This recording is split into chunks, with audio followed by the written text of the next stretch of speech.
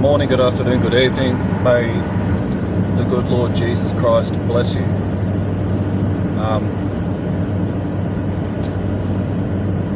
I want to pass on some wisdom from someone who's been there and done that a few times, whatever there and that is. Victory is what we're talking about.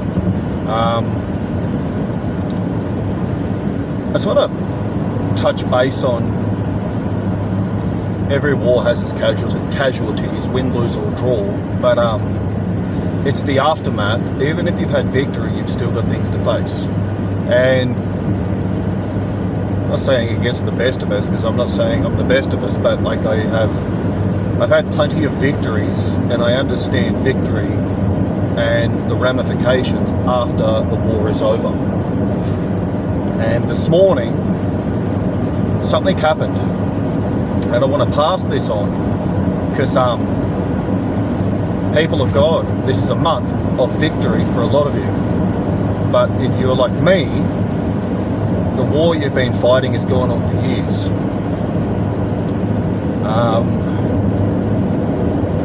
My war was based upon tasks, and there was a much bigger picture that was unfolding, was being built. It's like an art piece. It's like I was the Lord's paintbrush, and the final pieces that needed to be put in place for my specific war to come into its own. Like we've all cast our lots, and it's all in God's hands now, and the result is the result. I've built the ark, if we want to look at it in that context. The ark's built, it is what it is. But just like the ark, just like many other experiences, you'll come to understand, as I came to understand years ago, the only real problem in life is people. Dogs, cats, fish, birds, sheep, cows, wildlife, nature, trees, weeds. Not even weeds are a problem. I mean, they're annoying, but they're just a part of the problem. Like, they're just a part of something you need to deal with. But when it comes down to it, after the war's over, it'll only be a person that may have almost got the better of them. And I know that mine's come to the end of the road, because I'm at the end of the road with everyone that I've dealt with, and I would actually prefer to no longer be doing what I'm doing, which is a definite sign that time's up, right? And it's up. All sunset clauses are over. This war it's done, it's in God's hands, and the end result will be the end result. And victory is God's, and even if it's one versus a million, one with God is the majority.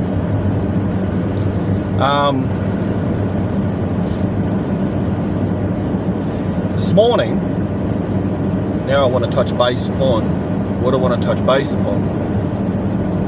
The last leg of my race, if you've ever watched a marathon, have you ever seen Major Payne? The movie is pretty legendary. Anyway, like when they finally realise they want the win, and they're just going to go and get the win because, they've fought for it, so they've earned it, they want it, and they'll have it. No deal. This is no different to what we're up to in God's kingdom. It's that last leg of the race. And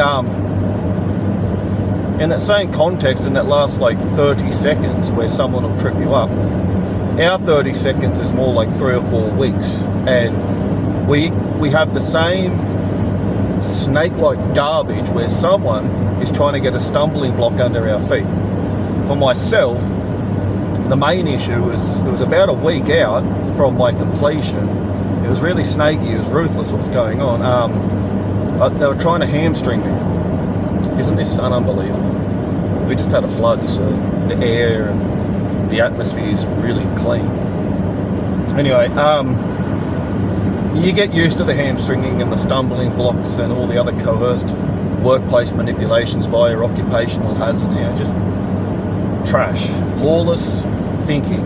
When you know how to assess risks, it's just recognise it. It doesn't affect you because you always know how to mitigate the problem. Anyway,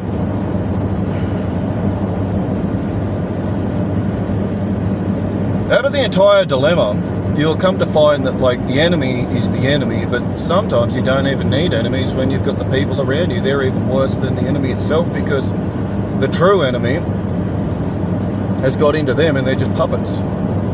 And I'm not saying it's a bit like Nelson Mandela when he walked out, but it's a bit like that as well from his own prison. A lot of us have gone through some pretty tough times, and when the war's done, when you know that you've done everything that you've done, you've got the next war, and it's, how do I say this?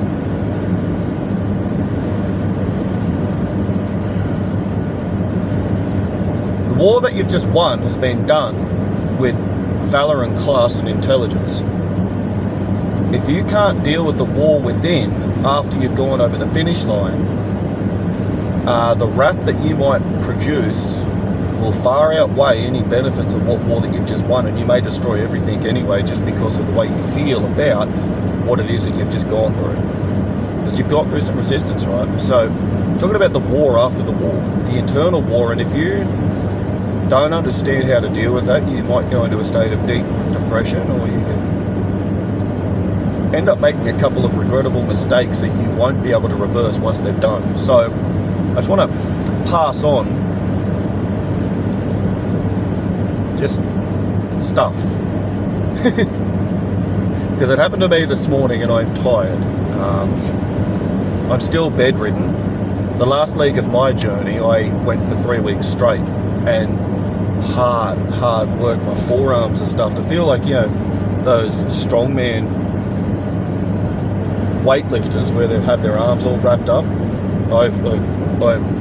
I'm all deep heated up because my forearms are stuffed, both of them, and I feel like they should be completely wrapped up with bloody, you know, duct tape, you know the lifters wraps.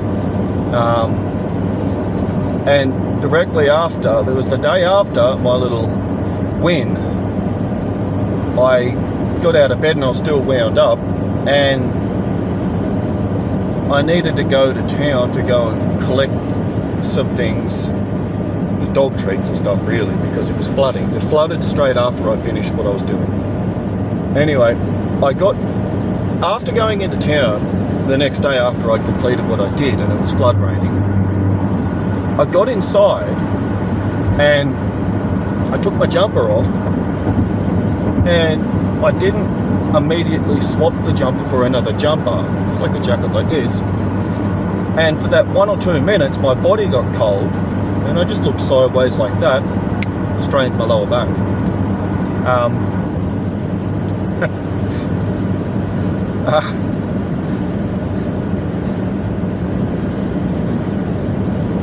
Ain't that a bastard, hey? And I've heard of people making beds and they do their back. I just can't believe it. I just looked one way and there she went.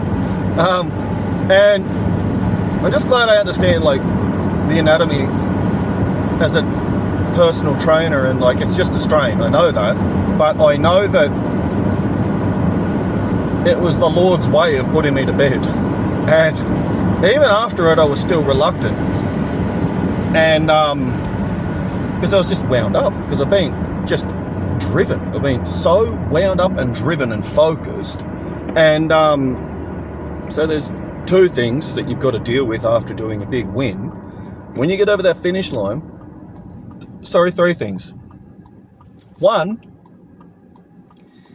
you got to pack up after the party because you've made a mess. I'm going up, that's what I'm doing today. I'm going to pack up my mess. Not a mess, it's just putting all the machinery away and just, you know, tying off loose ends. You've got to turn off because you've been turned on, so you've got to slow down and wind down and veg out, and you've got to relax, and you've got to physically separate yourself from what it is that you've done and move on from it. You know what I mean? It's just move on. And that's a skill. But the other one is you've been at war and there may not have been any physical interaction, but all of the discipline and, how do we say this? Self-respect, really, but personal restraint most of the time has been about not ending up in some sort of physical interaction. And the long and short of it is, when you are dealing with people that are infested with demons, their entire job for the last couple of years has been to get under your skin. So there's three things that you're dealing with here. Is the fact that, like, you may be feeling some kind of way about the fact that even though you've had the victory, it's time for death. You may be wound up, you've got to shut down. You've made a mess, you've got to clean up the mess. I just remember, like, when I'd done my first big bench press in the gym, that was the congratulations for it. Put your weights away, young fella. And it's just, that stuck with me ever since then. If you're doing something big, typically, if you've pushed to get it, you've got shit sitting everywhere. And so what I did was, I was buggered, and it was starting to rain when I poured into completion what I did. And all I did was weatherproof everything and walk. And that was 4 or 5 days ago. So I've got to go and, put things away, and, I've got to service equipment, and, just, I'm not doing that now, to be honest with you. I think I'm going to have a month off because I'm really buggered. But I've just got to at least get the stuff back into the sheds. So you've got to put away what it is you're using. So,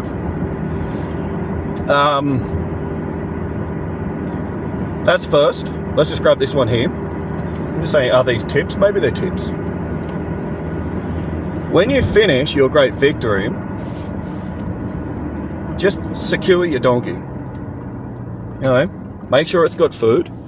In that context, I've got 100 horses that I have to look after. I knew I was going away for a couple of days. I ensured that, so in between everything else that I was doing, I've got to make sure they've got enough food. Because I knew that I was going away for a few days, I actually just opened up some gates and went, right, you've got free reign of all your paddocks. So take care of your non-negotiables, and just anything that needs to survive, give it plenty of food and water. Make sure that it can survive. You're going into hibernation, right? Weatherproof. So this all comes into, like, tie up your donkey. So plenty of food, plenty of water. Make sure your donkey's secure. That's any of the life and livestock and livelihood that you need to make sure that's fed.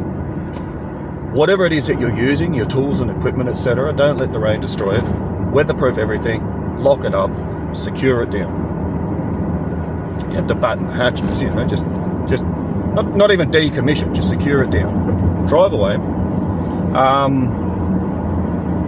But there is an art to actually resting after, because I hit the wall. My inner Hulk came out and actually took over for the last week and a half, and I don't want to really put him away, to be honest with you. Everything's gone. It's great. I feel better because it's out.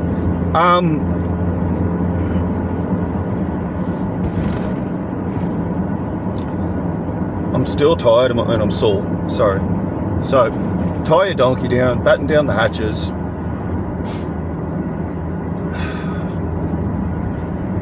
Don't burn any bridges. That'll come down to the last one where I'm going to get to. Just leave on amicable terms with everyone. Don't tell anyone where to go. When you get home, for me, it was a wake-up call. The Lord done that to my back, because I wasn't going to sit down. I would have just kept going, because I've got 2 months worth of stuff to catch up on the other bloody farm. I will never not have something to do. And that's not a problem, but it's just, the dilemma is you'll burn yourself out trying to catch up. So you've got to stop, and you've got to have the ability to stop. So for the ability to stop, the question that you'll ask yourself is when I get home, what are the basic non-negotiables that I need to have in place? Do I need to go and get some food quickly? Is water sorted? Is there enough? Is everything there that I need to have there? So all I've got to do is just wake up, go to the fridge, the food is there, and then go back to bed. So you may want to get a pen and paper out and just grab like some of the stuff that I've done here, because we're talking like winding down, turning off. But once you've left the site, bridges aren't burnt, you've got home, you've got all the food, things are good, you know that you can go to the fridge, stuff's there, and that's for a couple of days, not just 2 or 3 days. Like, just, you're sorted for a week if need be.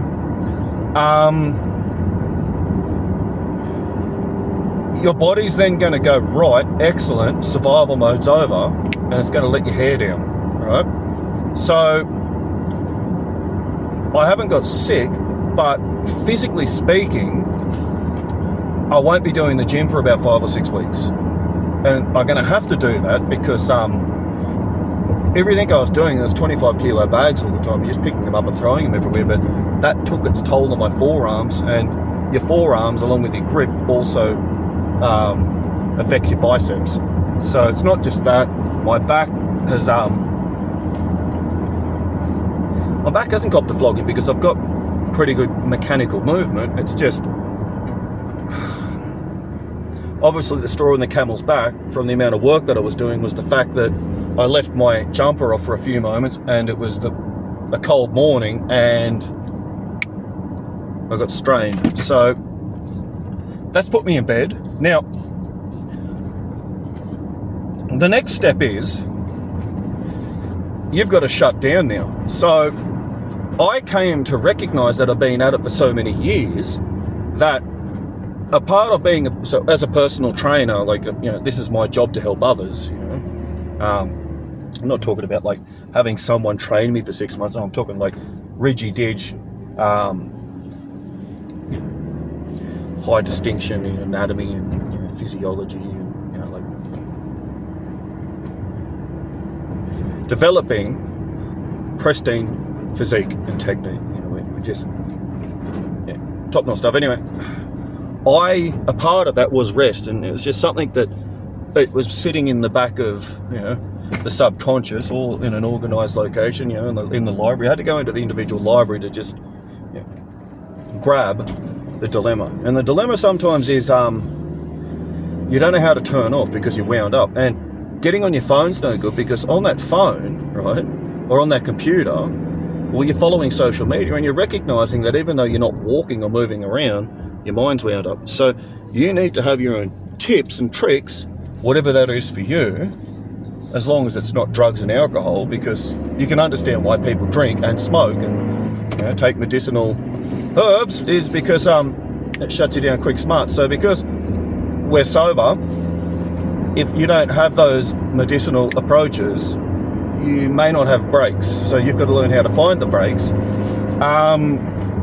Not even playing the guitar was good for me, and listening to music was good to me, because I was still wound up trying to play it. So there's a difference between being wound up and trying to do something. There's a difference between being on the treasure hunt but then relaxing with the treasure and enjoying it. That's something for another day. But the way I found to derail myself so I didn't hit the wall was movies. Light-hearted, familiar movies. And what they did for me was derail me, pull me back, slow me down. Parked up, I got out, shut the door, locked it, walked away, moved on. So for me, it was movies. Movies allowed me to stop being in control of my thinking, and to allow the movies did the thinking for me. I just needed to follow them, and it allowed me to derail myself off the patterns and the cow ruts. I had to get off the cow ruts. So there it is. You've got to get off the cow ruts. So how do you get off the cow ruts of the habits and the routines that you've been flogging yourself with? For me, it was movies. It may be something else for you, but it needs to be something that's going to keep you. It's a diversional therapy, essentially, where it's taking you away from what it is that you were doing for long enough, so you're no longer thinking about it, so that you can slow down, park up, get out, walk away. You're surrendering it. As people of God, it's kind of like, how do you let go and let God? For me, I used movies.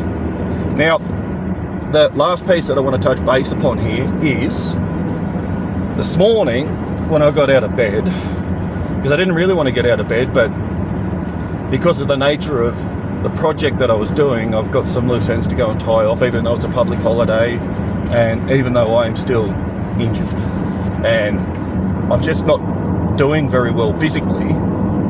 When you're tired and you're sore and life wasn't really that good before the finish line because you were coming up against all of the resistance that you were coming up against. This is something that I had to go through this morning. You may be feeling some sort of way about some individuals that you had to deal with before you crossed the line. Now, here's the funny thing. If the enemy can't get you before you've crossed the line, the enemy will try and get you once you've crossed it by forcing you to still feel a certain way about individuals. And you've got to actually sum it up and think to yourself, well, I could, in my own wrath and fury, go and destroy them now because I've had the victory. But even if you went and destroyed them, you haven't just got karma on your soul now, if you want to call it that. You've gone against the reason why Jesus died on the cross, essentially. But you've now got someone that's going to be caught in their psyche, and they're going to be after revenge if they're not a forgiving person either. So even after a war is done, if you don't learn the art of walking away, there will be a need for revenge beyond the war. So I came to recognize that even though I'm a really good person, really loving heart, I'm kind, decent, at the same time I'm very driven and focused, I came to the point where I was feeling actual hate, you know what I mean? And this is why I'm being pretty raw about it, because that hate that I was feeling, I would say that it was almost righteous indignation. To be honest with you, I had every right to feel what I was feeling, because I was a really decent, stand-up, upright model individual whilst I was doing what I was doing.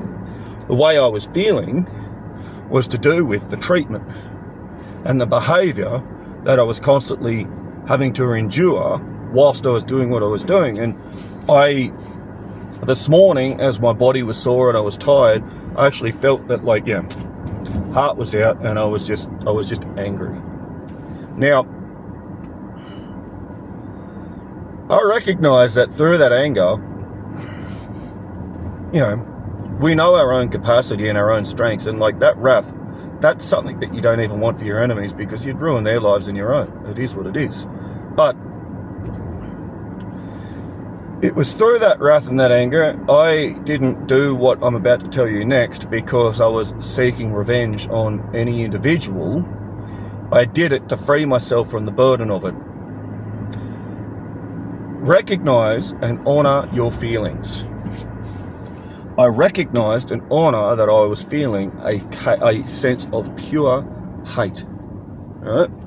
And through recognising that, I then recognised that I'm not going to allow this to get the better of me, because if it gets the better of me, the battle's not over and the enemy still wins. So for that, I was like, you know what? Heavenly Father, this is where I was like, I let go and I let God. All of this that I feel, I place this at your altar now. I surrender to you and I forgive it. Yours to deal with, done.